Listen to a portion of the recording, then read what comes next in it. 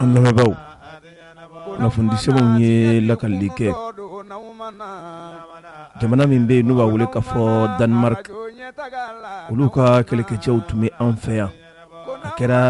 kɛcogo min ni jamana faamaw m'u a faamuya cogoya si la a kɛra sababu ye u ye wulikajɔw kɛ ka laɲini kɛ jango ni kɛlɛkɛcɛ ninnu bɛ se ka bɔ Mali jamana kɔnɔ cogoya min na kunnafoni sɛbɛnw y'u da don ala ka a ɲɛfɔ arajo tɛ kuma bi n'aw ma na ne ko ka na ka tiɲɛ fɔ malidenw ye ngwaw ka na an lamɛnbaaw ka kɛɲɛ ni Mali ka nin gɛlɛya ninnu ye a yirala k'a fɔ kununko Senegalikaw olu ye wulikajɔba kɛ u yɛrɛ fɛ yen min kɛra laɲini min ka ta ka ɲɛsin u ka jamana faamaw ma kɛrɛntɛ min talen bɛ ka ɲɛsin Mali jamana kɔnɔdenw ma olu ye a yira k'a fɔ u tɛna sɔn an ma cogoya si la kunnafoni sɛbɛnw y'u da don ala k'a ɲɛfɔ ko ni bɛ tiɲɛ fɛ arajo ɲɛtaga ta ni y'o jɛ ko ni bɛ tiɲɛ fɛ arajo ɲɛtaga ta ni y'o jɛ min ye Mali yɛrɛ ni a balima jamanaw ye bi minnu b'u yɛrɛ sɔrɔ farafinna tilebinyanfɛntɔn ka kuluba kɔnɔ n'o ye CEDEAO ye a ko tibi taba cayalen bɛ an bɛ waati min na i ko sisan a ma yasa min ye farafinna ka kɛlɛyantɔnba ye n'o ye Union africaine ale y'i sen don kɛlɛ la a ko yɛrɛ bɛ dakun jumɛn na bi dɛ kunnafoni sɛbɛnw y'u da don ala k'a ɲɛfɔ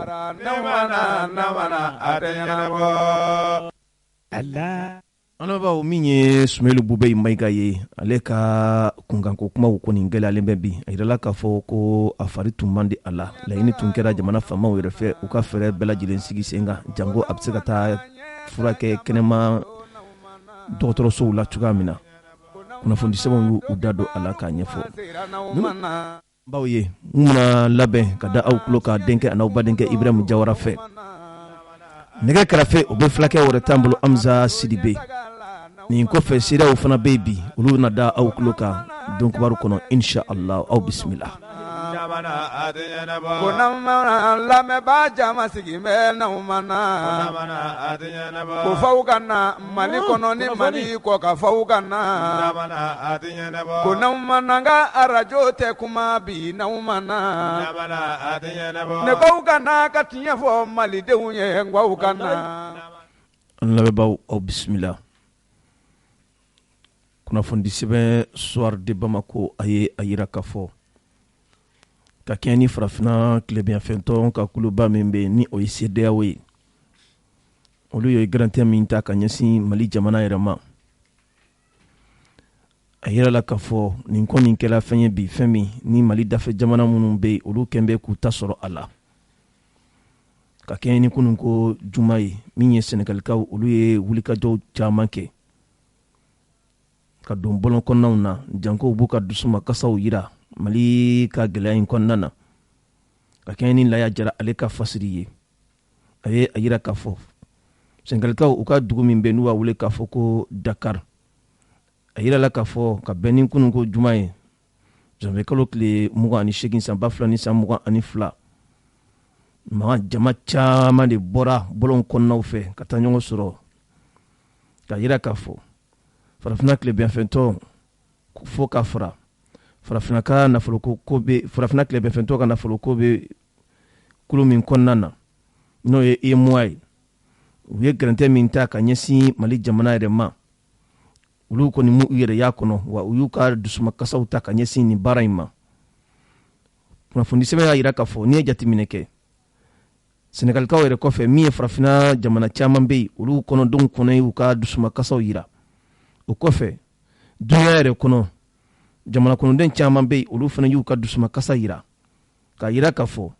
nin garantiya min taara ka ɲɛsin Mali jamana yɛrɛ ma nin ye fɛn min ni sariya sɔsɔ don a tɛ bɛn cogoya si la diɲɛ sariya si kɔnɔ k'a fɔ jamana min bɛ nin lahala ninnu na i ka nin garantiya sugu ta ka ɲɛsin olu ma min ye u ka nafolo nasiraw ye ka se ka da sɔn u da la u kana se ka nafolo ta cogoya si la k'u yɛrɛ mago ɲa o kɔfɛ min ye u ka dondaw ye u ni jamana wɛrɛw ni ɲɔgɔn cɛ la ka o fana suwa nin bɛɛ ye sariya sɔsɔ ye kunnafoni sɛbɛn ka lakali la a ko nin baara ninnu yɛrɛ a sɔrɔla mun de fɛ min ye farafina tilebinyanfɛntɔ u ka kuluba min bɛ yen n'o ye CEDEAO ye u ni Mali faamaw u tun bɛ kuma ɲɔgɔnyaw la janko karatako kuma min tun fɔra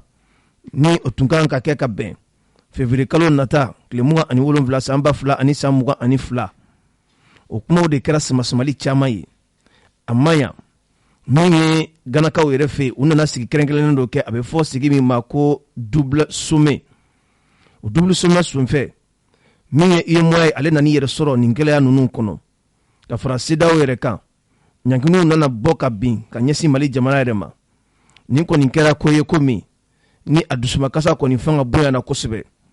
kunnafoni sɛbɛn ka lakali la a ko hakililajigila kabini nin kɔrɔfɔ ninnu bɔra ka bin Mali fanga ɲɛmaw u ma ko bila dagagirinda la u ye welewelema kɛ ka bɛn ni janvier kalo tile 14 ye san 2022 bɛɛ ka ɲɔgɔn sɔrɔ boulevard de l'indépendance yɛrɛ la janko u k'u ka dusumakasaw yira dusumakasa min ni a bɛ tali kɛ gɛlɛya min taara ka ɲɛsin Mali yɛrɛ ma ni ɲɔgɔn lajɛ yɛrɛ senfɛ a yirala k'a fɔ jamana faamaw tun bɛ a kɛnɛ kan i n'a fɔ kɛrɛnkɛrɛnnenya la min ye minisiri ɲɛmaa ye n'o ye dɔgɔtɔrɔ Sokɛli Kokala Mayiga ka fara minisiri caman yɛrɛ kan olu y'u yɛrɛ sɔrɔ nin kɛnɛ in kɔnɔna na a yirala k'a fɔ kuma caman fɔra ka ɲɛsin farafina tilebinyanfɛntɔ olu ka kuluba ma n'o ye CEDEAO ye o kɔfɛ kuma caman fana fɔra min bɛ tali kɛ ka ɲɛsin an marabara kɔrɔw ma n'o ye Faransi ye min ye l'Américain ye kuma taara ka ɲɛsin olu ma fo Bruxelles ani jamana wɛrɛw olu bɛɛ lajɛlen y'u yɛrɛ sɔrɔ nin kuma ninnu kɔnɔna na kunnafoni sɛbɛn ka lakali la a ko nin ɲɔgɔn lajɛ yɛrɛ kɔfɛ min ye maliden minnu sigilen bɛ jamana kɔ kan n'u bɛ a wele k'a fɔ les Maliens établis à l'extérieur olu fana y'u ka wulikajɔw kɛ k'u ka dɛmɛ ta ka ɲɛsin Mali fanga ɲɛmaw ma jango ni waleya jugu min taara ka ɲɛsin malidenw ma olu kɔni tɛna sɔn a ma cogoya si la wa olu bɛ diɲɛ yɔrɔ yɔrɔ la u b'u ka dusumakasa ta ka ɲɛsin nin baara ninnu ma kunnafoni sɛbɛn ka lakali la a ko n'i ye jateminɛ kɛ min ye hali k'a fɔ maliden minnu sigilen bɛ hali Moritani olu y'u ka wulikajɔ kɛ nin dugusajɛ ka u ka dusumakasa yira waleya min taara ka ɲɛsin Mali ma olu kɔni fɛ nin ye sariya sɔsɔ baaraw de ye wa olu tɛna jɛn n'a ye cogoya si la kunnafoni sɛbɛn ka lakali la a ko nin kɔrɔfɔw bɔralen kɔ ka bin min ye an dafɛ jamana min bɛ yen n'u b'a wele k'a fɔ ko Laginɛ Conakry olu kɔni m'u ta bila dagagirinda la u ye kunnafoni forobaya ka yira k'a fɔ Mali ni olu u bɛɛ ye cɛ kelen de ye n'a ma ɲa k'a fɔ Mali sigiɲɔgɔn jamanaw y'u ka datugu Mali da la siga kɔni t'a la olu kɛn bɛ bi k'u ka da yɛrɛ yɛlɛ Mali bɛ se ka baara o baara kɛ ni Laginɛ ye u ka bisimila o kɔfɛ a yira la k'a fɔ an bɛ waati min na i ko sisan Mali kamion caman de bɛ yen o bɛ ka kɔlɔsi Moritani yɛrɛ fanfɛla la yen nɔ u b'a yira k'a fɔ Moritani fɛn kɛn bɛ k'i ka da yɛrɛ yɛlɛ Mali ni Moritani ni ɲɔgɔn cɛ la hali n'a sɔrɔla k'a fɔ nin waati laban ninnu na gɛlɛya dɔw nana ɲɔgɔn sɔrɔ Mali yɛrɛ ni Moritani ni ɲɔgɔn cɛ n'o ye Moritani ka den dɔw ye olu nana bɔnɛ u nin na k'a sababuya kɛ siga tun kɛla u la ko Bamanti tigilamɔgɔw don nka o n'a ta bɛɛ min ye Moritani faamaw ye u ma ko in gɛlɛya u ye délégation kɔni bila ka na Mali faamaw yɛrɛ fɛ jango kumaɲɔgɔnya u bɛ se ka sabati u ni ɲɔgɔn cɛ la Colonel Assimi Goïta a y'u bisimila Bamakɔ yɛrɛ kɔnɔ o bisimilali senfɛ a ye kumaw kɔni jɛya Moritani ciden ye k'a yira k'a fɔ nin baara min kɛra olu kɔni b'a yira diɲɛmaw la k'a fɔ maa o maa bɛ nin baara in na i bɛna yira sɛgɛsɛgɛli kɔfɛ ni ɲankili min ka kan o bɛ kɛ Moritani k'a bila kun na Mali balima de ye Moritani ye Maliyɛnw t'u tugu cogoya si la ka dankari Moritani dɔ nin na wa bɛn ni kɛlɛya min b'u ni ɲɔgɔn cɛ olu dalen b'a la o bɛna sabati fasi kunnafoni sɛbɛn ka lakali la a ko nin ko minnu filɛ nin bi n'a talen bɛ ka Mali yɛrɛ sɛgɛrɛ maaw bɛ ka ko in mini min na a to o ye min ye Mali dafɛ jamana min bɛ yen ni o ye Senegali ye siga kɔni t'a la kabini nin waleya in taara Senegalikaw kɔni ye a ko in kɔni jateminɛ k'a fɔ a bɛna dadigi kɛ olu la kosɛbɛ kosɛbɛ sabu n'i ye jateminɛ kɛ an ka fɛn caman bɛ yen a bɛ taa di Senegalikaw yɛrɛ ma janko baganko nasiraw yɛrɛ fɛ u bɛ se k'u yɛrɛ nafa la cogoya min na kunnafoni sɛbɛn ka lakali la a ko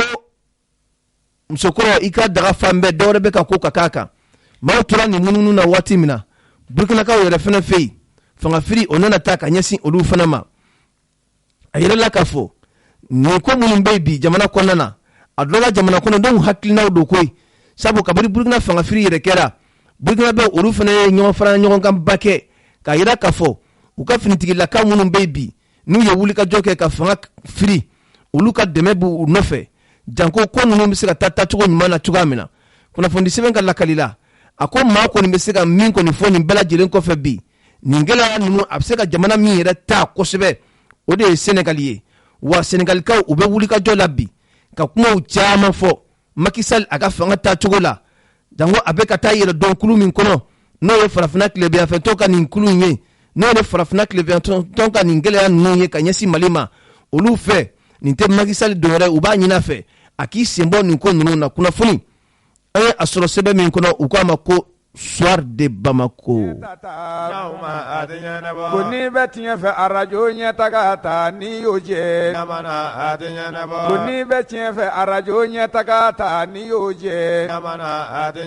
Aw nana arajo ɲɛtaga yo aw nana jama bɛ se wara. An lamɛnbaaw o Soir de Bamako kelen a ye a yira k'a fɔ min ye nasaraw ka dugu min bɛ yen n'u b'a wele k'a fɔ Danemark a yira la k'a fɔ olu y'u ka kɛlɛkɛcɛ de bila ka na Mali yɛrɛ kɔnɔna na yan nasaraw ka kɛlɛkɛkulu min bɛ yen n'u b'a wele k'a fɔ Force Takuba o hukumu yɛrɛ kɔnɔna na a yira la k'a fɔ min ye u yɛrɛ ka nin kulu ninnu ye u bɛna maa caman yɛrɛ bɔ a jateya la a bɛ t'i jɔ fɔ maa 700 bɔɲɔgɔn ko ka kɛ ni Umaru Angoyiba ale ka fasiri ye a ko Mali fanga tɛmɛ fanga ɲɛmaw olu ye jateminɛ kɛ nin waati laban ninnu na k'a yira k'a fɔ min ye kɛlɛkɛcɛ dɔw ye olu nana jigi Mali dugukolo sanfɛ k'a sɔrɔ Mali faamaw u tɛ a kalama ka bɛn sa ni alamisa janvier kalo tile 27 san 2022 Mali fanga ɲɛmaw nana kɛ wajibi ye nin kɛlɛkɛcɛ ninnu kan u k'u ka kosow n'u ka kasaw cɛ ka bɔ Mali dugukolo yɛrɛ sanfɛ hali n'a sɔrɔla k'a fɔ nin kɛlɛkɛcɛ ninnu b'u yɛrɛ sɔrɔ kulu kɔnɔ kulu minnu b'a wele k'a fɔ ko Force Spéciale Takuba ninnu bɛɛ b'u yɛrɛ sɔrɔ Faransi yɛrɛ ka laɲini de kɔnɔna na kunnafoni sɛbɛn ka lakali la a ko nin kɔrɔfɔ ninnu bɔlen kɔ ka bin min ye Royaume du Danemark ye olu ma a ko bila dagirinda la u ye laɲini kɛ jango olu ka kɛlɛkɛcɛw u bɛ se ka don u yɛrɛ fɛ cogoya min na sabu n'i ye jateminɛ kɛ Mali fanga ɲɛmaw olu ka kunnafoni yɛrɛ senfɛ u bɛ fɛn wele faransikan na ko communiqué u ko nin ko ninnu kɔni kɛra ka sɔrɔ Mali hakilina a ma ta ba la Mali yɛrɛ barila ka nin ko ninnu kɔni ye a ka dugukolo sanfɛ olu yɛrɛ fɛ nin tɛ bonya ye jamana min bɛ yen n'a ka yɛrɛma hɔrɔnya bɛ a bolo n'i ma ɲa k'a fɔ k'i bɛ waleya dɔw ta ka bila o kɔnɔna na f'a ka kɛ bonya kɔnɔ ani karama ani sɛbɛnfuraw baaraɲɔgɔnyani kɔnɔna na nka a yira la k'a fɔ an bɛ waati min na ko sisan yala nin dɔw tɛna kɛ gɛlɛya dɔw faralen gɛlɛya ka Mali ni a baaraɲɔgɔnw ni ɲɔgɔn cɛ la wa sabu an bɛ waati min na ko sisan min ye Mali jamana ani Faransi jamana ye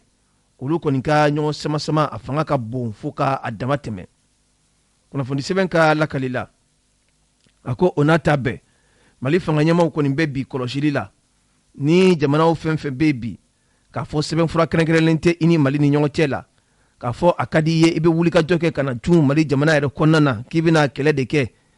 o kɔni tɛna se ka faamuya cogoya si la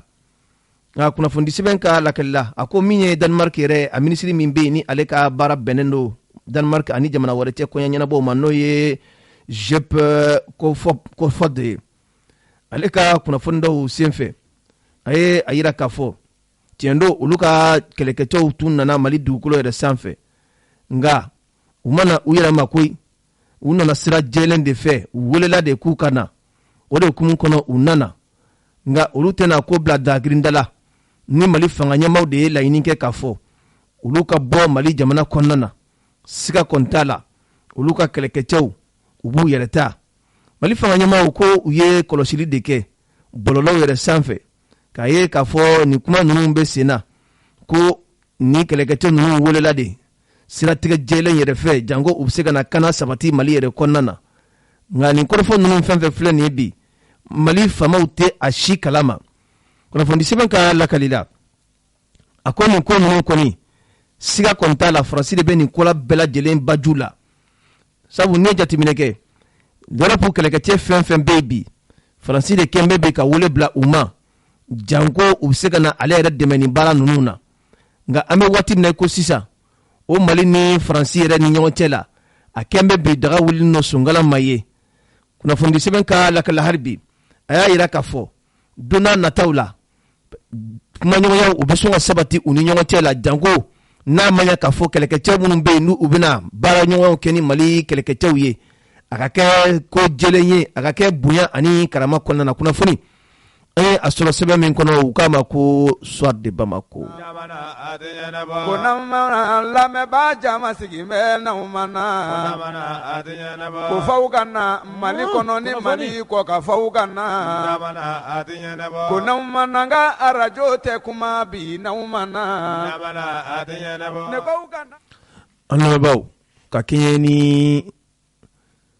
farafinna tilebin fɛ tɔn ka kuluba ka ɲangili ye ani UEMOA olu ye ɲangili min ta ka ɲɛsin an Mali jamana yɛrɛ ma maa caman kɔni ka hakilinaw fɔ maa minnu ye ɲininikɛlaw ye n'o bɛ jamanaw ni ɲɔgɔn cɛ koɲa ɲɛnabɔw kalama olu caman ye a yira k'a fɔ nin kɔni ye yɛrɛsakokɛ de ye nin ye dansago de ye nin ye sariya sɔsɔ de ye ka ɲɛsin Mali jamana yɛrɛ ma sabu jamana minnu ye nin baara ninnu kɛ ni y'u ka gafew yɛrɛ ta sɛbɛnfuraw kɔnɔna na sariya si t'u bolo k'a fɔ u bɛ nin ɲangili ta ka ɲɛsin Mali yɛrɛ ma nka komi anw ye a fɔ aw ye cogoya min na diɲɛ bɛ yɔrɔ min na bi tiɲɛ tɛ a kɔnɔ koyi ko in bɛɛ sigilen bɛ nkalon de kan diɲɛ jamanabaw bɛɛ lajɛlen ɲɛ bɛ nin ko in na maa si ma kala don i ɲin na ka a wɔɔbɛ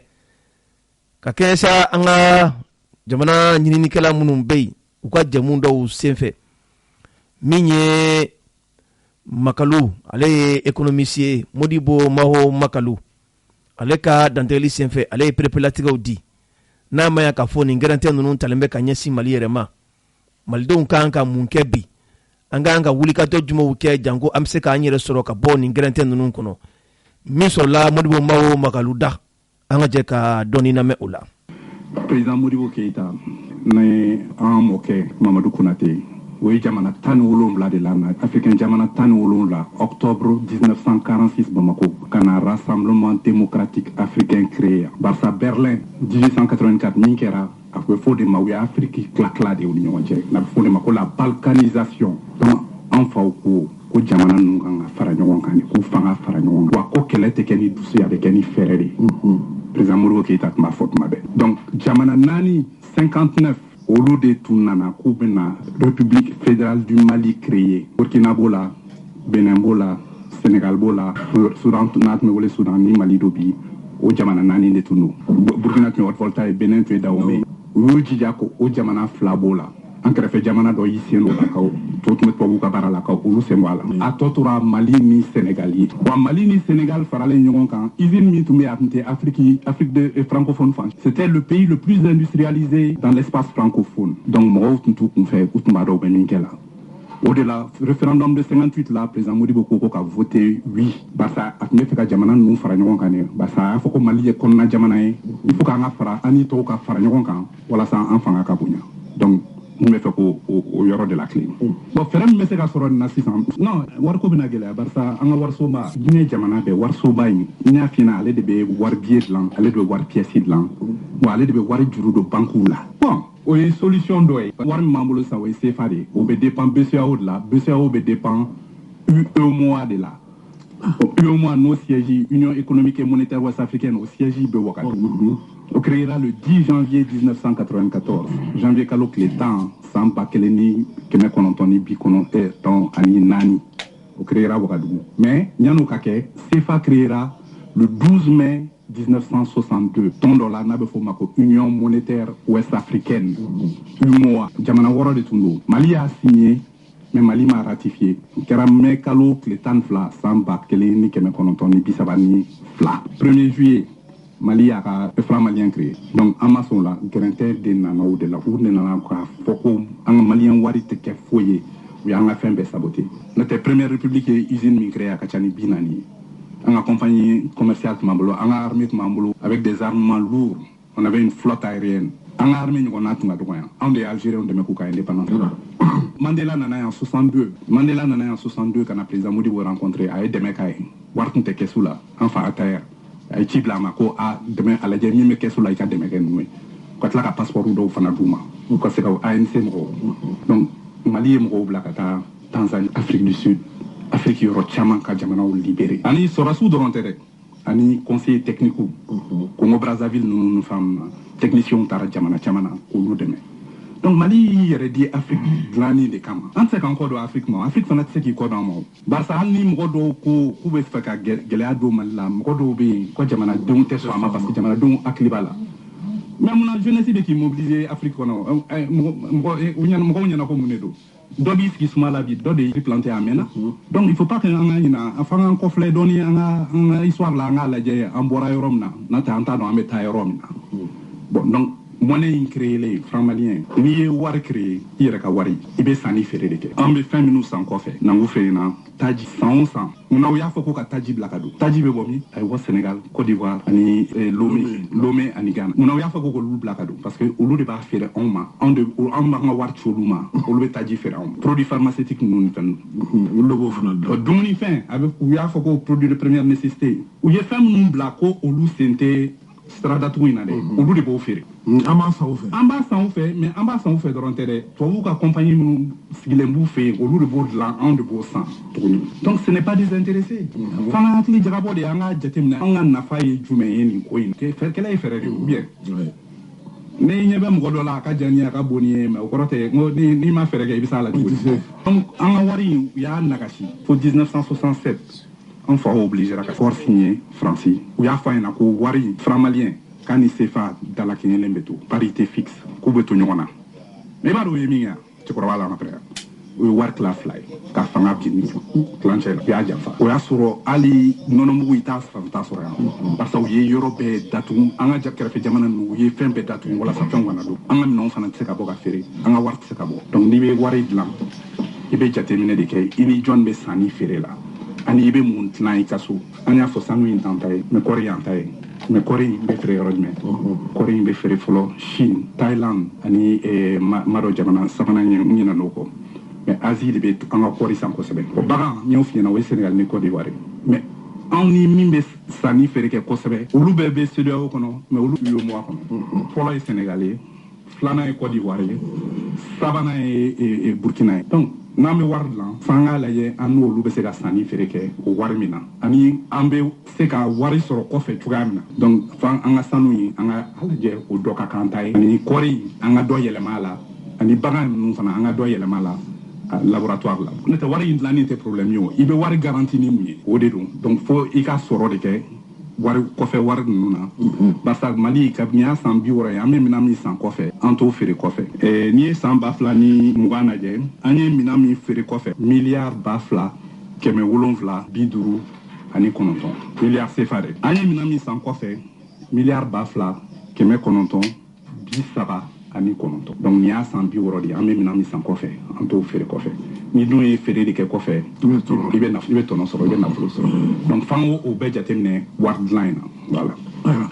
siri fere ni me se ga soro naumana arajo nyetagayo naumana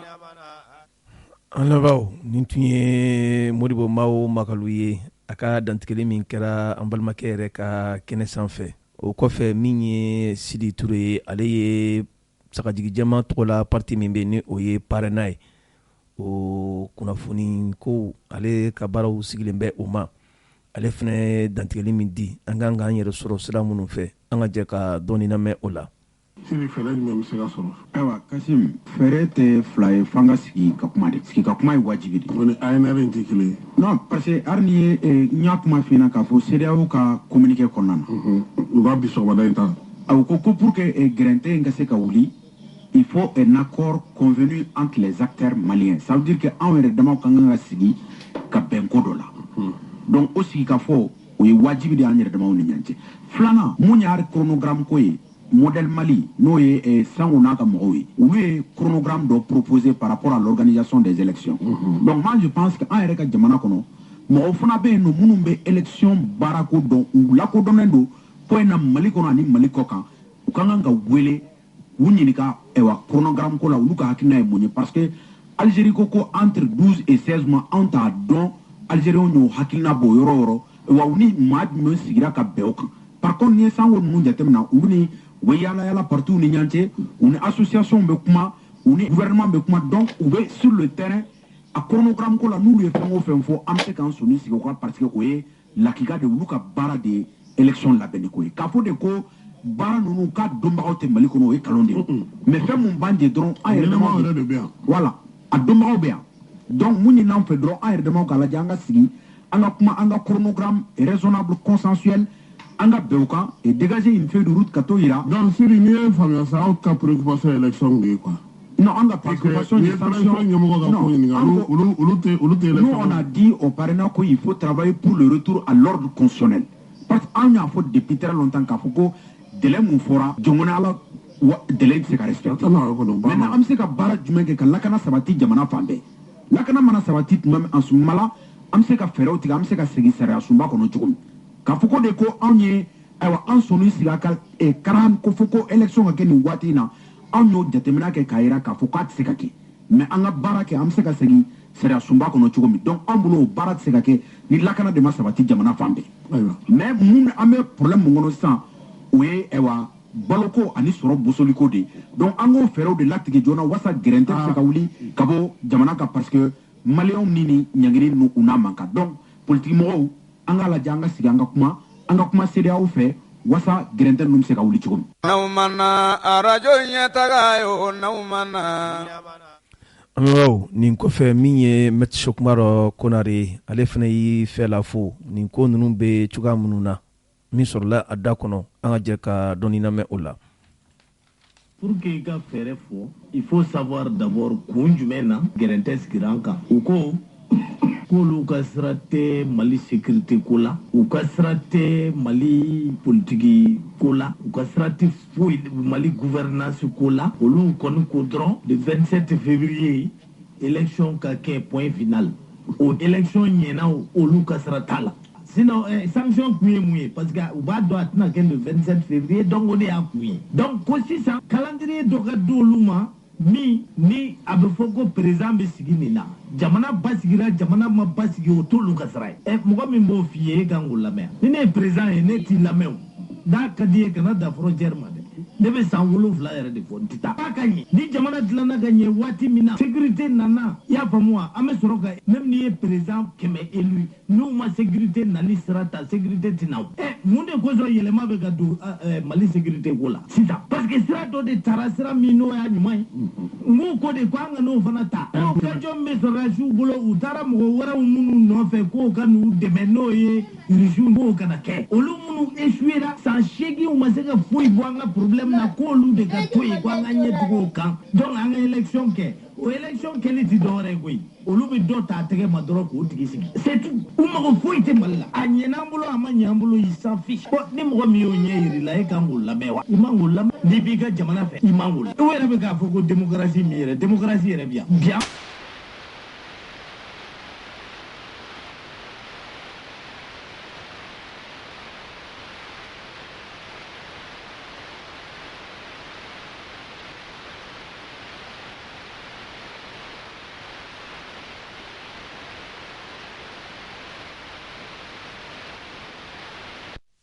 sécurité nana i y'a faamu wa an bɛ sɔrɔ ka même n'i ye président 100 élu n'u ma sécurité nani sira ta sécurité tɛ na o. Mun de kosɔn yɛlɛma bɛ ka don Mali sécurité ko la sisan parce que sira dɔ de taara sira min n'o y'a ɲuman ye n b'u ko de ko an ka n'o fana ta. O question bɛ sɔrɔdasiw bolo u taara mɔgɔ wɛrɛw minnu nɔfɛ k'o ka n'u dɛmɛ n'o ye rusiw k'o kana kɛ olu minnu échoué la san 8 ma se ka foyi bɔ an ka problème na k'olu de ka to yen ko an ka ɲɛ tugu o kan donc an ka élection kɛ o élection kɛli ti dɔwɛrɛ ye koyi olu bɛ dɔ ta a tɛgɛ ma dɔrɔn k'o tigi sigi c'est tout u mago foyi tɛ Mali la a ɲɛna an bolo a ma ɲɛ an bolo il s'en fiche bon ni mɔgɔ min y'o ɲɛ yir'i la e kan k'o lamɛn wa i man k'o lamɛn n'i b'i ka jamana fɛ i man k'o lamɛn o yɛrɛ bɛ k'a fɔ ko démocratie min yɛrɛ démocratie yɛrɛ bi yan bi an bila élection na a bɛɛ tɛ élection nkalon dilannen ye o élection a résultat fɛn fɛn bɛ yen mɔgɔw de bɛ t'u jɔ écoliso da la dɔrɔn ni wari bɛ bɔrɛ kɔnɔ u bɛ to ka mɔgɔw wele 400 1000 1000 3000 on dirait du bétail ça c'est des élections an y'o dama degi Depuis 1992, il faut qu'il m'a élu Djeléala. Président de Tato Badi, président de Mafona Tribina. C'est tout. Élection clé. Amadlanga nyemalla yaba nefe aisra min jamana lakana na nyere ka moyen nye ani mami anjia ka to tigi nof anga no sra flana kanga jamana dla de telle sorte que manga kana wuli a élection ko la tugu anga no sra bla ni CDAO da anu chike anga na so ugana da frontière fermée li ma uga fere fermée mi no tikli u bukla ka yele adama de gele do ate ko membe ga mani du ko de sra do de be ni ya sra bla Israne de saya cemanye katire di saya musulman benda na yanga jamana dla na kadanye ambe sega CDAO na feuna na mandanye ambe wala afora de ko Malik taya yere yani CDAO kana Malik mbeya yani Union Africaine kana Malik mbeya wa jamana do be munu ti Union Africaine na uti CDAO la olube Afrique ya ubuga balo fetake Mauritanie be CDAO la do balati do Cameroun par exemple ube Union Africaine na aussi Paul Biya c'est Madoya avec Samoa. Il est africain n'a pas de meneva. Si ce n'est pas Qatar réunion organisée de l'Okusiki Gabon. Mais qu'il est ben na toi. N'a pas tala. Alors que siège au Lutasra. Chinois de vous wardu. N'a pas vu nous une veine nous na. Mo mana kodi. Mo bika jamana job la au nous kama. Ni mami sona ki ninjuru de tuma. Sinon mo be munu tala ko. Maroko fleni Maroko bora Union africaine na kacha. Abe Sambina ni bo. Uklala kana parce que ya ici ça République arabe sahraoui Jatibli. Est-ce que vous avez autant que Mohamed Ibika Jamana de Jofolo yani kata faram ko mais ne faranga de ke iga Jamana Josrai ibolo baje parce que Jamana ube kumi kungo di kono ambe kungo di kono bedi ba nyini ka balo doy suruku ba nyini ka mangalani ba nyini ka kuma fenworo du. Donc c'est comme ça, c'est la jungle. Ni jungle te choco di aba Israël deme olubu bomba atomique soro ni Iran ko ka ba nyini aba boko ko ay choco di aba nyini kata abuta bi Iraq ni fen nunka ni rishu go bi Ukraine ga aba boko choco di o ambi jega kulu si aba foko mo duru doro ne be ko ils ont le droit de o mu droit ni démocratie ngalondi ce n'est pas vrai donc au corps de diebe gata ngalondi on ngalon kono na ukana na ese kubo kambulo nyai tiete a démocratie refondabilité tieta est-ce que vous gaf donc anga jamana dla ni geleya ni femunu banka ni o taga segere o tidore de parce que nyeba la de ambisraj manka nanga srayina ambi kayba fu kul kagame be bantu anga timenanga sray kul kagame ma France ma kla francophone ni fona gabon rete ga boni la absam donc geleya min banka geleya de do wati ko de do il faut accepter voilà chérie ya Macron kadide ni macaroni la kikai pastaroma ye alkama mugu gere ye mi me glan an yɛrɛ fɛ Mali la yan kapal SAF macaroni pastaroma a ye ɲɛna cɛ ka ɲi wa dundala ka di pastaroma a sugu ka ca yaasa bɛɛ ka ni dingo sugandi escargot fizeli spaghetti vermicelle ani bayani a bɛ sɔrɔ butikiw alimentation supermarché sugu Mali fan bɛɛ n'aw mago b'a caman santa la aw ka se goloni na u jabala bala wala bɛ weleli kɛ 20 21 65 30 20 21 65 30 Pasta Roma anandan kadi anama kerebete awo Pasta Roma nantan kadi anama kerebete Naumana arajo nyatagayo naumana nyamana atinyana bo ko naumana Allah bawo kun fondi seben soir de Bamako e ayira ka fo min ye seben fura do ye onana furubaya ayira la ka fo CEDEAO fanga ɲɛmaw olu ka laɲini tundu ka kɛɲɛ sa min ye Mali fanga ɲɛmaw ani CEDEAO ɲɛmaw minnu bɛ ko kunna bi olu kɔni bɛ ka ɲɔgɔn sama kunnafoni sɛbɛn ka lakali la a ko fɛn bɛ wele k'a fɔ une note écrite de la communauté économique des États de l'Afrique de l'Ouest ninnu kɔni nana ni sɛbɛnfura in forobaya ka bɛn ni alamisa tɛmɛnen ye janvier kalo tile 27 san 2000 ani san 22 min bɛ sɛgɛsɛgɛliw wala min bɛ a yira k'a fɔ u ye dantɛmɛwale min ta u ye gɛlɛya min ta ka ɲɛsin Mali fanga ɲɛmaw ma u bɛ se ka a kow tiɲɛtigiya cogoya min na kunnafoni sɛbɛn ka lakali la a ko nin sɛbɛn fura ni ye jateminɛ kɛ dɔwɛrɛ tɛ koyi nin gɛlɛya ninnu sababuya sɔrɔ la min da Mali fanga ɲɛmaaw tun kelen kan de ye ka kalataw yɛrɛ baaraw bɛɛ lajɛlen sigi sen kan ka bɛn ni février kalo nata tile 27 san 2022 kunnafoni sɛbɛn ka lakali la a ko o sababu de la sa ni tɛmɛ walew ani nin gɛlɛya ninnu kɔlɔlɔw tara ka ɲɛsin Mali yɛrɛ ma a ko kabiri nin baara ninnu kɔni tara sa ka ɲɛsin Mali yɛrɛ ma Mali fanga ɲɛmaaw u m'u ka wulikajɔw kɔni ɲɔngiri cogoya si la o de hukumu kɔnɔ min ye k'a fɔ waleya dɔw nana kɛ nin waati laban yɛrɛ la Bamakɔ kɔnɔna na waleya min ni Mali fanga ɲɛmaaw nana bari k'a ye min ye kɛlɛkɛcɛ dɔw ye olu nana tun Mali jamana yɛrɛ kɔnɔ ka sɔrɔ Mali fanga ɲɛmaaw olu ka laɲini tɛ o hukumu kelen kɔnɔ u nana kunnafoni dɔw forobaya k'a ɲini u fɛ kɛlɛkɛcɛ minnu nana Mali yɛrɛ kɔnɔna na ni a ma kɛ sariya kɔnɔ u k'u yɛrɛ ta teliyala ka bɔ Mali yɛrɛ kɔnɔna na nin bɛɛ kɔfɛ sa a yira la k'a fɔ min ye an ka jɛkuluba min bɛ yen n'u b'a wele k'a fɔ Union Africaine olu ka nɔrabila dɔw kɔni ye wulikajɔ kɛ ka na Mali yɛrɛ dugukolo sanfɛ maa min bɛ wele k'a fɔ Musa Faki Mahama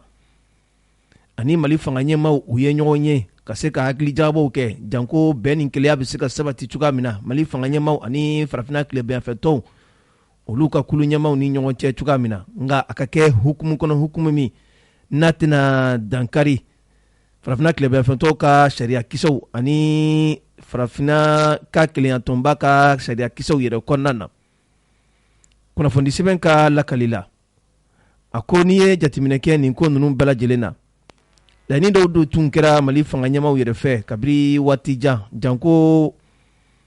politiki baaraw bɛ se ka sabati cogoya min na kalataw minnu kɛra Mali yɛrɛ kɔnɔ a yira la k'a fɔ siga kɔni t'a la pewu n'i ye nin ko in yɛrɛ sababuya yɛrɛ ta a sɔrɔla min fɛ o de ye k'a fɔ avril kalo tɛmɛnen san 2020 waati kalata min yɛrɛ kɛra Mali kɔnɔ n'u b'a wele k'a fɔ élection législative a yira la k'a fɔ o dugudugumakanw o de nana wuli jamana kɔnɔdenw ni ɲɔgɔn cɛ la dɔw ye a yira k'a fɔ namara kɛra olu la dɔw ye a yira k'a fɔ k'o kan ka kɛ kɛcogo minnu na a ma kɛ ten o kuma misɛnmisɛnninw de fara la ɲɔgɔn kan ka se ka wulikajɔw kɔni kɛ janko Ibrahim Boubacar Keita ale ka fanga a bɛ se ka ɲɔngiri cogoya min na o de nana wolo utukalo tile 18 san 2020 waati la ka Ibrahim Boubacar Keita ka fanga yɛrɛ firi nka o n'a ta bɛɛ kabiri fanga ma firi a yira la k'a fɔ CEDEAO ale ka wulikajɔ fanga bonyana kosɛbɛ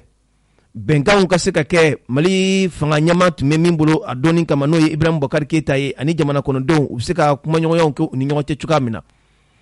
a ko ni ma ɲa min kɔ a kɛra o ye ni o kɛra fanga firi ye o hukumu kɔnɔ sa a nana fɔ jamana faamaw yɛrɛ fɛ k'u bɛna fanga natɛmɛ fanga kundama yɛrɛ ta ka bɛn kalo 18 bɔɲɛnko ma a yɛrɛ la k'a fɔ mɛ kalo tile 24 san 2021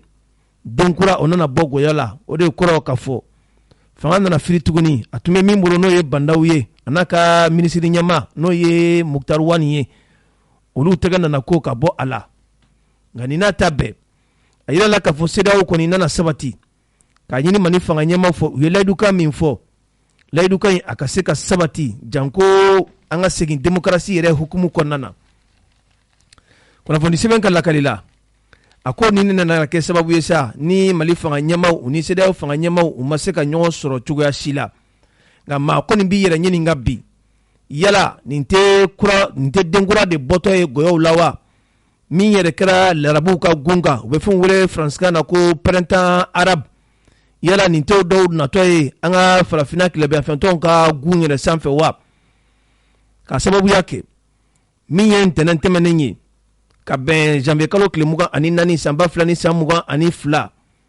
mun ye Burkina Faso olu kɛlɛkɛcɛw fana ye wulikajɔ kɛ ka bɛn u yɛrɛ ka jabaraniso kan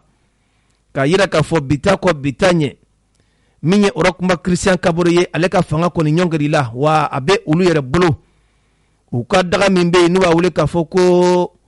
caserne de Sankule Lamini Zana o kɔfɛ a yɛrɛ baaraɲɔgɔn mun bɛ yen kɛrɛnkɛrɛnnenya la min ye u ka wasadenw ka ɲɛmaa ye o fana minɛnen bɛ u bolo ka fara minisiri dɔw yɛrɛ kan an bɛ waati min na ko sisan nin bɛɛ lajɛlen minɛnen b'u bolo kunnafoni sɛbɛn ka lakali la a ko a dɔ la o yala nin tɛna kɛ ko wɛrɛw ye tuguni wa min bɛna farafinna tilebiyanfɛtɔ jamana ɲɛmaaw yɛrɛ guwan u kamana na wa nka min kɔni jɛn bɛ ka tɛmɛ nin bɛɛ lajɛlen kan Mali ka gɛlɛya yɛrɛ la a yira la k'a fɔ ciden dɔw tun bɛ farafinna tilebiyanfɛtɔnw ka kuluba yɛrɛ kɔnɔ u bɛ maa min wele k'a fɔ ko Nigeria jamana ɲɛmaakɔrɔ yɛrɛ don Goodluck Jonathan ale ye wulikajɔ kɛ utukalo san 2021 janko bɛnkan min tan bɛ Mali fanga ɲɛmaaw fɛ a bɛ se ka labato cogoya min na a ka munumunu fanga kɔni bonyana a yira la k'a fɔ o waati ninnu kɔni na layidukan kɔni nana di farafinna tilebiyanfɛtɔ jamana ɲɛmaaw yɛrɛ ma fa a ma ɲa a nana fɔ k'a fɔ u ka pereperelatigɛw di o utukalo kelen yɛrɛ kɔnɔna na san 2021 élection baaraw bɛna kɛ cogo minnu na waati minnu mana kɛ min kan ka boloda u bolo u ko pereperelatigɛw yɛrɛ di nka nin kɔni kɛra gɛlɛya Mali fanga ɲɛmaaw yɛrɛ fɛ a ma ɲa Mali fanga ɲɛmaaw nana sigikafɔ dɔw pereperelatigɛw kɛ malidenw bɔra Mali fan caman fɛ ka na hakili jagabɔ kɛ janko Mali ka kunkilennaw kan ka taa tasira minnu fɛ olu ka kɛ sɛbɛnfuraw ye hukumu de kɔnɔna na sa a nana yira k'a fɔ Mali fanga ɲɛmaaw u nana bɛn fɛn min kan o de ye k'a fɔ assise nationale min kɛra o kumaw bɛɛ lajɛlen farala ɲɔgɔn kan ka taa di farafinna tilebiyanfɛtɔn olu ka kulu ɲɛmaaw yɛrɛ ma ka bɛn ni desanburu kalo tile 31 san 2021 o hukumu kɔnɔ a yira la k'a fɔ min ye san 5 o nana bɔ ka bin k'a fɔ CEDEAO wala k'a fɔ Mali fanga natɛmɛ fanga ɲɛmaaw u kan ka baara minnu kɛ dɔɔni ka pereperelatigɛw di a baara kun bɛɛ lajɛlen bɛna cɛ ka bɛn ni san 5 ye nin ko nin kɛra sa daga wulila sɔngala ma ye sabu CEDEAO fanga ɲɛmaaw olu ye a yira k'a fɔ u tɛna sɔn ni ma cogoya si la wa u b'a ɲini Mali fanga ɲɛmaaw fɛ u ye nin hakilina min fɔ olu tɛ a lamɛn yɛrɛ o de nana kɛ sababu ye sa ka na gɛlɛyaw yɛrɛ ta ka ɲɛsin Mali fanga ɲɛmaaw yɛrɛ ma kunnafoni sɛbɛn ka lakali la a ko an bɛ waati min na ko sisan kumaɲɔgɔnyaw olu kɔni bɛ sen na janko ni kulu fila bɛɛ lajɛlen bɛ se ka ɲɔgɔn kan fɔ cogoya min na kunnafoni an ye a sɔrɔ sɛbɛn min kɔnɔ u k'a ma ko Soir de Bamako o aye na tiɲɛ k'a fɔ jama ye n'aw ka na jamanadenw ni min bɛ tiɲɛ de fɔ ɲɛ ta an lamɛnbaaw a yira la k'a fɔ min ye Sumeli Bubey Mayiga ye ale yɛrɛ bɛ lahala min na bi a farikolo kɔni man di a la cogoya si la ka kɛ ni Mayimuna Dumbiya ale ka fasiri ye a ye a yira k'a fɔ siga kɔni t'a la fiyewu Sumeli Bubey Mayiga a bɛ lahala min na bi a mago bɛ teliya min ni dɛmɛ bɛ se ka don a ma janko farikan min bɛ a la a ka se ka taa furakɛ sabu n'i ye jateminɛ kɛ ale yɛrɛ ka dɔgɔtɔrɔ min bɛ yen o ye a yira k'a fɔ tiɲɛna Sumeli Bubey ka fari lahala bɛ cogoya min na bi a bɛ maa nimisi kɔni goya wa ale kɔni bɛ laɲini kɛ jɛ ka di Sumeli Bubey Mayiga ma a ka se ka taa yɛrɛ furakɛ janko farikolo bɛ se ka nɔgɔya cogoya min na kunnafoni sɛbɛn ka lakali la a ko tiɲɛ don Sumeli Bubey Mayiga maa dɔw maa min n'a bɛ kiri ka minɛn kɔnɔ wa maa si tɛ yen min ka bon sariya yɛrɛ kirili ma nka o n'a ta bɛɛ an bɛ sariya min kɔnɔna na a bɛ yira k'a fɔ tant que ni kiriw baaraw bɛɛ lajɛlen n'u ma don k'a yira k'a fɔ i ye waleya min kɛ a jɔrɔ don i la fɛn min bɛ wele k'a fɔ présomption d'innocence n'o ye k'a fɔ siga de kelen don i la k'a fɔ k'i ye waleya min kɛ a ma se ka jɔ i la fɔlɔ nka siga don Sumeli Bubey Mayiga a b'o o minɛn de kɔnɔna na kunnafoni sɛbɛn ka lakali la a ko hakililajigi la waati tɛmɛnenw na Sumeli Bubey Mayiga ka d'a ka fari yɛrɛ lahalaw kan a yira la k'a fɔ a kɔni taara ka bɔ Bamakɔ kasobonba yɛrɛ kɔnɔ ka taa bila Bamakɔ yɛrɛ kɛnɛyaso min bɛ yen ni o ye kiliniki privé dɔ ye Bamakɔ kɔnɔ ka taa ka furakɛliw baaraw kɔni sigi sen kan janko a bɛ se k'i yɛrɛ sɔrɔ cogoya min na nka o n'a ta bɛɛ an bɛ waati min na i ko sisan siga kɔni t'a la a ka kɛnɛya ko a bɛ ka maaw kɔni guwan u kamana na wa a yirala k'a fɔ sɛgɛsɛgɛliw bɛɛ lajɛlen kɔfɛ u bɛ fɛn wele faransikan na ko analysiw olu ye a yira k'a fɔ Sumaworo Bube Mayiga a bɛ waati min na i ko sisan sira kan ka d'a ma a ka taa yɛrɛ furakɛ kunnafoni sɛbɛn ka lakali la a ko ka kɛɲɛ sa min ye Sumaworo Bube Mayiga a kanubaw ani a ka tɔndenw ani a masurunyamaw olu ye wulikajɔw kɛ waati tɛmɛnenw na ka taa an ka kiiritigɛsoba min bɛ yen n'u b'a wele k'a fɔ Cour suprême o dalala la olu ka kolatigɛba min bɛ yen n'u b'a wele k'a fɔ secrétaire général de la Cour suprême ka taa u ka laɲini yɛrɛ kɛ ale yɛrɛ fɛ ka yira u la min ye Sumaworo Bube Mayiga ye tiɲɛ don olu bɛ kiiri yɛrɛ kɔnɔna na wa u bɛ kiiri bato kiiri jaabi u ka dɛmɛ bɛ a kɔn nka a bɛ yɔrɔ min na bi olu bɛ a ɲini jamana faamaw fɛ kɛrɛnkɛrɛnnenya la kiiri tigilamaw u ka sira kɔni labila Sumaworo Bube Mayiga ye janko a bɛ se ka taa yɛrɛ furakɛ cogoya min na nin kolatigɛba min bɛ yen n'o secrétaire général de la Cour suprême ye a ye a yira k'a fɔ siga kɔni t'a la ale ye u ka kɔrɔfɔw mɛn wa a bɛna taa ci lase yɔrɔ la yɔrɔ min ni ci laseli kɔni ka kan nka an bɛ waati min na i ko sisan hali bi Sumaworo Bube Mayiga fari kɔni man di a la cogoya si la farikolo bɛ ka lafu sanga ani waati bɛɛ lajɛlen na nka min kɔni bɛ fɔ ka da nin bɛɛ lajɛlen kan cɛ tɛ muso tɛ jamana faamaw olu de bɛ jɔ nin ko in yɛrɛ kɔrɔ n'a ma ya k'a fɔ Sumaworo Bube Mayiga bɛ nin lahala min na wa siga t'a la koyi a ye jɔyɔrɔbaw yɛrɛ ta jamana yɛrɛ kɔnɔna na nka o n'a ta bɛɛ jamana faamaw kɛnbɛ bɛ k'u tulo datugu ka bɔ a ma nin kɔni ye gɛlɛyaba ye bi kunnafoni sɛbɛn ka lakali la a ko hakililajigila Sumaworo Bube Mayiga a lamɛnnen kɔ an ka kiiri tigilamɔgɔw yɛrɛ fɛ n'o ye Cour suprême maaw ye u nana sɛbɛnfuraw yɛrɛ da a kan k'a bila ka taa Bamakɔ kasobonba yɛrɛ la k'a sababuya kɛ mun ye siga kɔni kelen don a la k'a yira k'a fɔ min ye sɔrɔdasiw ka kɛlɛkɛminɛ minnu bɛ yen u bɛ fɛn wele k'a fɔ l'achat des équipements militaires a yirala k'a fɔ yuruku ni ŋanamu ni yiruyaw o sɔrɔla nin baara ninnu kɔnɔna na u bɛ fɛn min wele k'a fɔ ko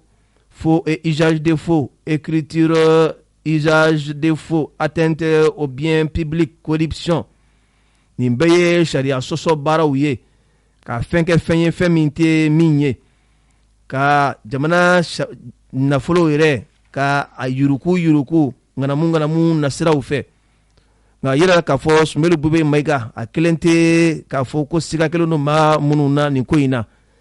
min ye Madame Buware Fili Sisogo ye ale fana bɛ nin kun kɔnɔ ko siga kelen don a la Mustafa Ben Barka ale yɛrɛ fana siga kelen don a la k'a fɔ nin baara minnu kɛra ale nɔ bɛ a la ka fara min ye Mahamadu Kamara ye ka fara maa wɛrɛw kan a yirala k'a fɔ min ye procureur général de la Cour suprême ye ale ka dantigɛliw la a ko nin baara ninnu sɛgɛsɛgɛliw kɔni bɛ sen na yanni kiiri baaraw kɔni ni ɲɔgɔn cɛ la sabu ka d'a kan a bɛ waati jan bɔ an ka kiiritigɛ yɔrɔ min bɛ yen n'u bɛ a wele k'a fɔ pôle économique financier olu tun ye baara caman yɛrɛ kɛ janko nin ko in yɛrɛ a tiɲɛ bɛ se ka ladɔn cogoya min na nka a yirala k'a fɔ waati tɛmɛnenw na a dosow tun nana fili kɛrɛfɛ ka yira k'a fɔ a kilasera nka ka kɛ sa Sumaworo Bube Mayiga ale yɛrɛ ka dantigɛli dɔw senfɛ an ka jafilenni so dɔw yɛrɛ kɔnɔna na ale nana bɔ k'a yira k'a fɔ min ye nin baara in ye wala min ye nin dossier in ye a bilala kɛrɛfɛ o hukumu kɔnɔ sa kiiri tigilamɔgɔw olu ma ko bila dagagirinda la u nana ale yɛrɛ wulikajɔ kɛ k'a nɔ minɛ ka sɛbɛnfura da kan ka taa bila Bamakɔ kasobonba la nka an bɛ waati min na i ko sisan a yirala k'a fɔ ni dɛmɛ ma don Sumaworo Bube Mayiga ma a ka kɛnɛya bɛ ka taa taasira min fɛ tuma dɔ la a bɛ se ka kɛ kɔlɔlɔba ye kunnafoni an ye a sɔrɔ sɛbɛn min kɔnɔ u k'a ma ko Soir de Bamako kunamana dɔnkibaaru kuma sera n'aw mana kunamana tiɲɛ di kunun dɔ don an labaw ka kɛɲɛ ni o kiiriko kelen in bunakun ye a yirala k'a fɔ Abulayi Kanta fɛ min ye kiiriko dɔw ye o sigira sen kan Kanta yɛrɛ tun bɛ arajo ɲɛta tɔgɔ la a kɛnɛ kɔnɔ a ye Yakuba sɔrɔ ka se ka ale ɲininka ko in yɛrɛ a bɛ dakun jumɛn na olu ka hakilina ye mun ye nin kiri yɛrɛ taabolo kan min sɔrɔla Abdulayi Kanta yɛrɛ fɛ an ka jɛ ka dɔɔni lamɛn o la. Alamisa min na bɛnna janvier kalo tile 27 ma Yakuba Kulubali wele bila kunnafonidilaw ma k'a fɔ ale ka kiri baaraw olu bɛ sen na nin don kɔfɛlen na kiri min bɛ tali kɛ a ka du la du min ni a bɛ Wɔlɔfɔbugu. Kiri samasan bɛ ani maa min cɛ o ye Mamadu Jakite ye. Nin don in na kiriw kɔni fɛsɛfɛsɛli baaraw taara kɛ kiri bona min bɛ wele an fɛ Cour suprême. Nin don in na fɛsɛfɛsɛliw kɔni kɛra ka jaabiw k'olu bila ka kalo kura ale tile 10 nin k'o makɔnɔ. Yakuba Kulubali ale sera ka min sɔrɔ k'a di kunnafonidilaw ma olu filɛ nin. Ne Yakuba Kulubali nin kɛra ne de kan ka n ka so ci Amdalayi Wɔlɔfɔbugu sugu la. An ye o kiri kɛ tribunal administratif la Ngayina kɔfɛ u ye appel kɛ n'o ye Mamadu Jakite a ye appel kɛ donc an nana Cour suprême na mais dossier nalen Cour suprême na an ye kibaruyaw sɔrɔ k'a fɔ Cour suprême na ko Mamadu Jakite ka mɔgɔ bɛ yen min ni o bɛna dɛmɛ dossier in na. Tamasire wɛrɛ y'a yira na parce que kiri kɛra a yirali la kaba k'i ta tɛ yɔrɔ ye mais o de kelen kɔfɛ u ye baara juguya ne ka yɔrɔ kan o ne ma se ka faamuyali sɔrɔ o la. Ne fana y'a ɲini Cour suprême président fɛ le président de la section administrative de la Cour suprême ne y'a ɲini a fɛ k'a fɔ dossier bɛ mɔgɔ min bolo ne dalen t'a la a k'a minɛ la k'a di mɔgɔ wɛrɛ ma. A ye kibaruya se n ma k'a fɔ ko dossier minɛna o tigi la k'a di mɔgɔ wɛrɛ ma. A fɔra k'a dira min ma n nana o fana ɲini k'o ye pour que k'a dɔn ko dossier b'o bolo. N taara sɔrɔ dossier ma di o fana ma. O ye ne dusukun kami o ko k'ale ma dossier ye a dun fɔra k'a b'ale bolo greffe la a b'a bolo mais n'i taara ɲininka a t'ale bolo o ye ne dusukun kami rapport kalannen kɔfɛ ne y'a ye k'a fɔ pièce caman bɛ dossier kɔnɔ o kuma ma fɔ rapport nin kɔnɔ juge m'o ye ne y'a ye ne yɛrɛ nana ne ka avocat a man kɛnɛ ye o de ye ne se yan bi n'o tɛ a kiiri tɔw bɛ kɛ ne tɛ taa bi ne nana mais n yɛrɛ y'a ye n ka papiers bɛɛ bɛ n bolo rapport ye kuma min fɔ ani tiɲɛ tɛ kelen ye donc ne ye papiers bɔ kelen kelen k'a yira tribunal la jugew la rapports yiralen jugew la olu ko k'olu tun tɛ nin bɛɛ kalama ko ne filɛ ka papier minnu yira nin ye ko nin bɛna olu ka rapport k'a bɛna a nagasi parce que ko papier ne papier caman fɔ ko t'olu bolo ko tɛ o t'olu ka pièce lettre d'attribution bɛ ne bolo sɛbɛn min bolo yɔrɔ min filɛ ne t'a dɔn a tigi filɛ tigi a papier filɛ nin ye jige ko papier tɛ ne bolo n ye papier yira tribunal la u y'a minɛ k'a kalan yɔrɔ sannen kɔfɛ ne ye réquisition kɛ réquisition min na ni notaire taara o don domaine na ni domaine y'a yira ko ne ye yɔrɔ san a sancogo ɲana wa a yɛlɛmana ne tɔgɔ la fɛnɛ o fɛnɛ ɲana k'an bɛ don min na ko bi ko yɔrɔ ye ne de ta ye ko mɔgɔ fila ta tɛ n y'o o réquisition n y'o yira tribunal la u y'o fɛnɛ minɛ k'o kalan o kɔfɛ jire ko décision foyi tɛ yen min bɛ yɔrɔ kɛ Segu Tarawele ta ye ne yɔrɔ san min bolo n y'o décision bɔ k'o yira tribunal la o copie dɔ bɛ Cour suprême yɛrɛ la yen Cour suprême de y'a feere Segu Tarawele ma vente aux enchères publiques kɔfɛ ale de y'a feere confirmé kiiriso min kɔnɔ sisan juge minnu ɲɛkɔrɔ sisan olu yɛrɛ juge kelenw de yɔrɔ in feere olu de yɔrɔ in feere ne y'a san min bolo min ma ne y'a san o de bolo a nanen filɛ d'olu de ma sisan awɔ aw de y'a feere u y'a feere ni papier min ye n y'o fɛnɛ o copie bɔ k'o yira u la olu yɛrɛ de y'a feere n y'a fɔ a ka avocat ɲɛna sisan n y'a ka papier den kelen yira papier min ni a bɛ a kan parcelle A11 o de ne ka so numéro ye papier den kelen pe a k'o yira n'o bɛ mairie ni Mamadu Jakite cɛ ne ka parcelle A11 kan o ma se k'a yira a t'u bolo k'a b'olu ka rapport k'a b'a nagasi k'a b'a bin ko kɛcogo b'o de yira i n'a fɔ n'a sɔrɔ papier minnu bɛ ne bolo o ma se juge ma min ye rapport kɛ a ma se a ma a ye rapport min kɛ ani papier min bɛ ne bolo u tɛ taa fankelen fɛ u tɛ taa fankelen fɛ bi an nana kuma fɛn kan min kuma tɛ sen na min kuma tɛ sen na bi jiri de ko a ka to cogo la ukulon de bɛ nin kɛ wa mɔgɔ de bɛ nin n'i taara mairie la mairie b'a fɔ ko yɔrɔ in ye Mamadu Jakite ta ye ko parce que ko juge de y'a d'a ma u t'a fɔ ko kiiri de y'a kɛ awɔ n'i taara kiiri la sisan kiiri sigilamɔgɔw olu b'a fɔ ko mairie ka nin sɛbɛn mairie ka sɛbɛn ma sɔrɔ o la sisan mɔgɔ bɛ se ka a kɛra i n'a fɔ sisan ni tribunal de bilala mairie place la ni tribunal de bɛ dugukolo papier bɔ mairie yɛrɛ bɛ k'a fɔ ko sɛbɛn tɛ olu bolo mais ko juge de y'a di ko juge de y'a di mairie ko ten n taara urbanisme fɛnɛ na urbanisme ko juge de y'a di awɔ mais olu ma di mairie ma di dugukolo kan ka di sira o sira fɛ Mamadu Jakite ma papier kelen sɔrɔ o sira fɛ tribunal ka papier de b'a bolo ne bɛ min fɔ tribunal mɔgɔw halisa u ka tilen ka baara kɛ ni surasiw ye kɛlɛ kɛ ka jamana bɔ bolo la ni kiiri ma tilen jamana ma bɔ bolo la dɛ insécurité fɔlɔ ye manque de justice de ye kiiri ka tilen n b'o de fɔ an ka ɲɛmɔgɔw ɲɛna hali bi u ka kiiri yɔrɔ lajɛ kunnafonidilaw ka aw fo fɔlɔ ne de ye Sidiki Kuyate fɛn bɛ tali kɛ Yiribakɔrɔmɔgɔw olu ka kuma lase la a yira k'a fɔ ko nin sɛbɛn kun kan an ye laseli caman kɛ kuma kun fɔlɔ la maa min ye Mamadu Jakite ka sonadonna ye a ye journaliste dɔgɔya kosɛbɛ ka kuma caman fɔ an yɛrɛ sigilen bɛ ka fɔ an kɔnɔ journaliste to yen sa i na ni dalu min ye k'o bɔ k'o d'a ma an bɔra an ka ciw la kana de dalu ɲini na an tɛ yan nɔ dɔgɔyalimani i bɛ ka nin kɛ tan i bɛ ka nin kɛ tan an t'o la ale bɔlen ko kuma na n bɛ ka kuma parce que n tun bɛ yen n y'a dabɔ a kama kana de n'o tɛ an kun kan ka taa dɔ bila sira bɛ yen o ka se ka taa drapeau di jamanakantigi ma drapeau ko ka bon mais drapeau bɛ fɛn min lakana o fɛnɛ nin dɔ de o de kama an nana yɔrɔ sɔrɔ n'an bɔra an bɛ t'o ko la mais yan'an ka bɔ ka t'o ko la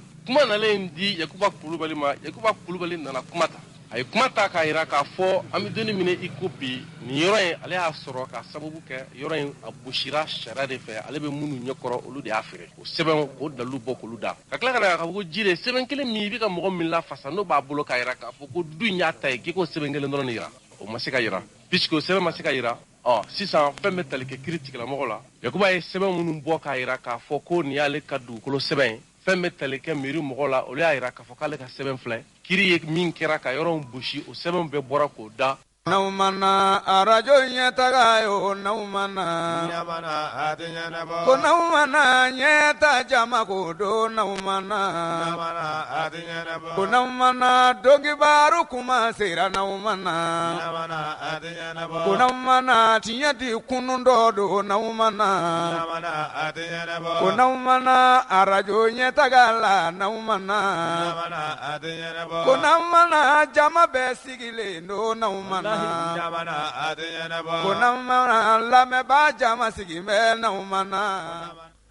An lamɛnbaaw kunnafoni sɛbɛn Nouvelle Horizon a ye a jira k'a fɔ min ye jamana finitigilakaw ye n bɛ waati min na i ko sisan olu kɔni ka wulikajɔ fanga kɔni bɛ ka bonya kosɛbɛ jamana yɔrɔ caman fɛ a jirala k'a fɔ a bɛ papali kɛra maa tantan jate caman de bɔ bi dankarila olu la ka tila k'u bolola fɛnw caman minɛ bololafɛn minnu bɛ yen n'u b'a wele k'a fɔ matériel de guerre kunnafoni sɛbɛn ka lakali la a ko siga kɔni t'a la mali finitigilakaw bilama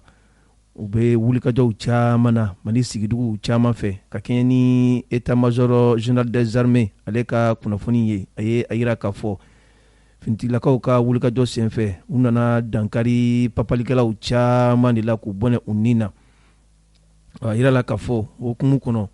min y'o bololafɛnw ye olu fana caman nana minɛ kɛrɛnkɛrɛnnenya la jamana yɛrɛ cɛmancɛ yan fan min bɛ yen bi a jirala k'a fɔ u bɛ furanin kɔni na janko maaw n'u bolofɛnw bɛ se ka lafiyaw sɔrɔ cogoya min na ka kɛɲɛ sa min ye nin wulikajɔ ninnu ye an ka finitigilakaw u ka ɲɛmaw ye perepelatigɛ dɔw di ka jira k'a fɔ siga kɔni t'a la jamana faamaw u bɛ ka wulikajɔ kɛ nka u bɛ laɲini min kɔni kɛ jamana kɔnɔdenw fɛ u bɛ fɛn wele faransikan na ko population olu ka kɛ kɔlɔsilibaw ye ni ma kofɛlen ninnu donyɔrɔw n'u bɔyɔrɔw la sabu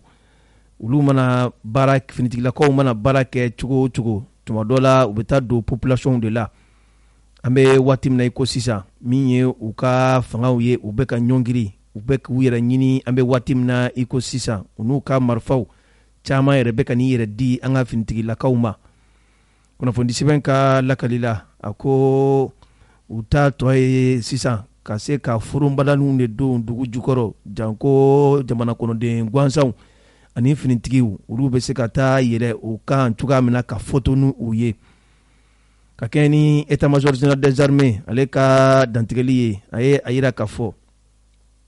an ka finitigilakaw ka wulikajɔw kɔni senfɛ a jirala k'a fɔ min ye nin papalikɛla ninnu ye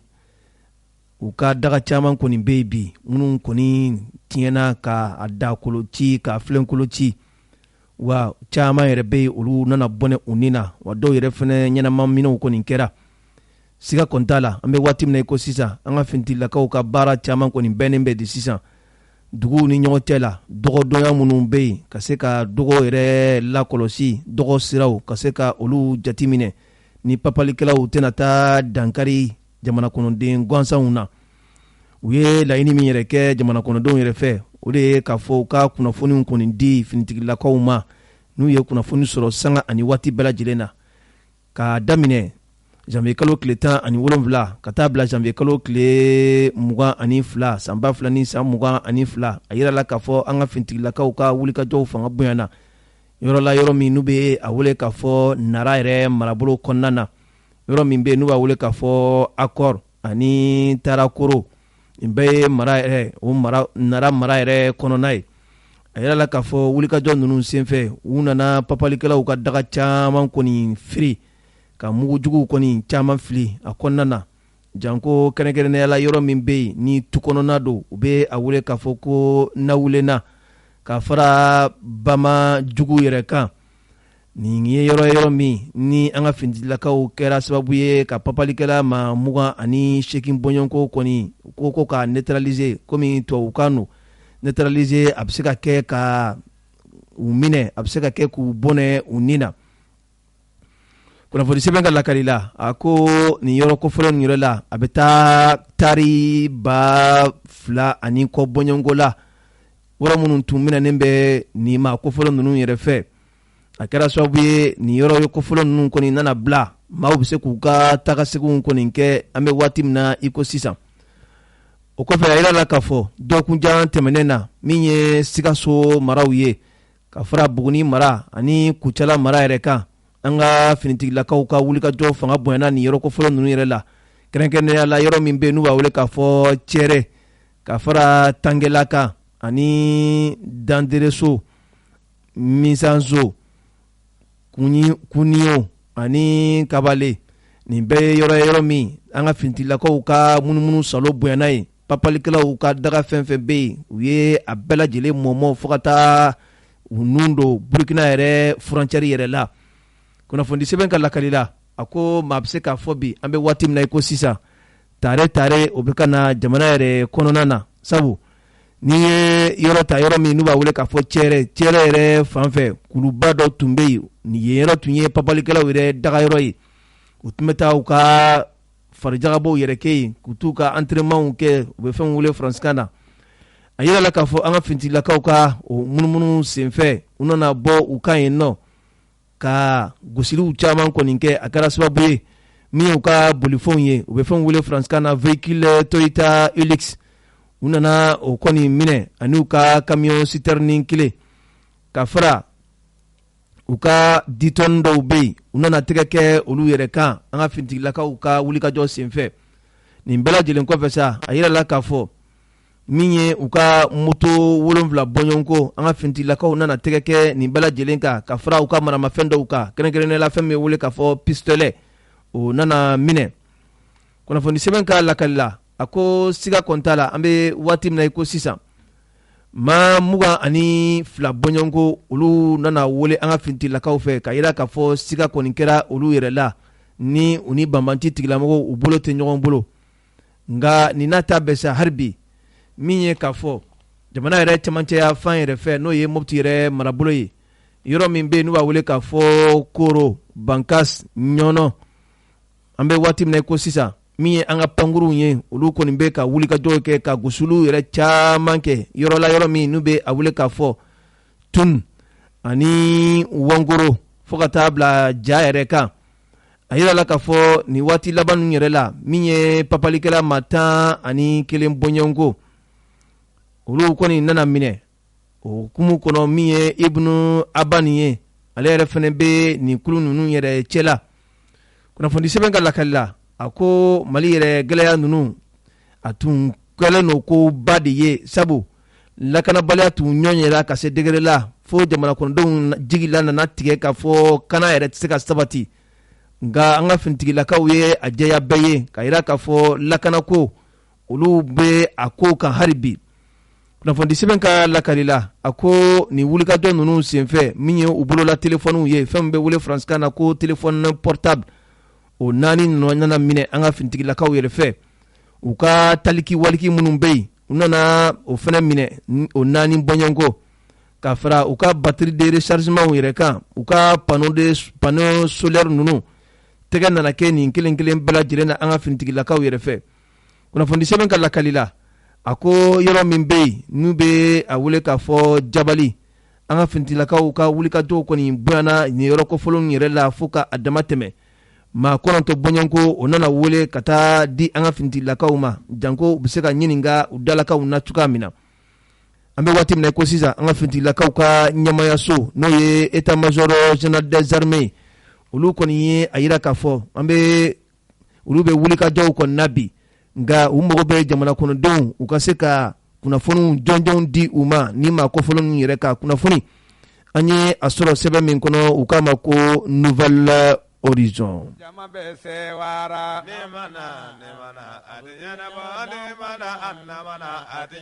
aw nana arajo ɲɛtaga nana aw nalen jama bɛ se wara aw nana ɲɛtaga yo aw nalen jama bɛ se wara